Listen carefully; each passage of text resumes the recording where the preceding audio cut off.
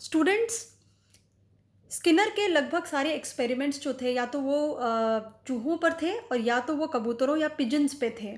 ठीक है, जैसा कि थॉर्नडाइक ने भी एक बॉक्स बनाया था एक स्पेशल तरह का जिसमें उन्होंने बिल्ली रखी थी, वैसा ही स्किनर ने भी एक स्किनर बॉक्स बनाया था जो एक स्पेशल तरह का बॉक्स था जिसमें एक लिवर का अरेंजमेंट था।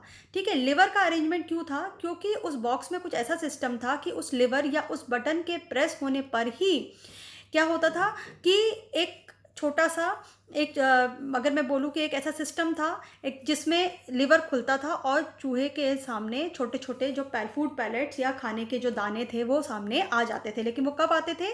जब वो लिवर को प्रेस करेगा। अब चूहे को तो ये पता नहीं था। तो जब उन्होंने सबसे पहले चूहे को, भूखे चूहे को उस बॉक्स में डाला, तो चूहे ने क्या किया? चूहे ने बहुत रैंडम रिस्पॉन्सेज किया, यानी इधर उधर भागना, बहुत कुछ करना।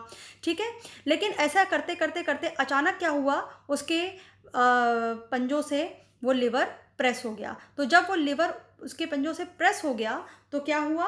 उसके सामने खट से आवाज़ हुई और खट से आवाज़ होते ही एक प्याले में भोजन आ गया।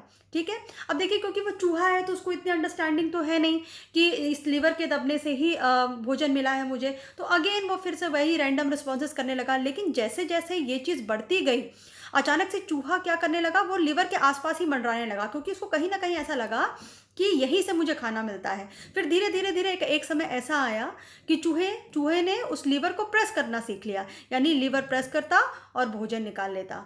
ठीक है, लीवर प्रेस करता और भोजन निकाल लेता। लेकिन तो यहाँ पे प्रेसिंग ऑफ लीवर क्या है? एक तरह का रिस्पॉन्स है। प्रेसिंग ऑफ लीवर क्या है? एक तरह का रिस्पॉन्स है। और जो खाना मिला वो एक तरह का रीइंफोर्समेंट है। वो एक तरह का रीइंफोर्समेंट है। लेकिन ये रीइंफोर्समेंट उसको कब मिला? जब उसने कोई रिस्पॉन्स किया।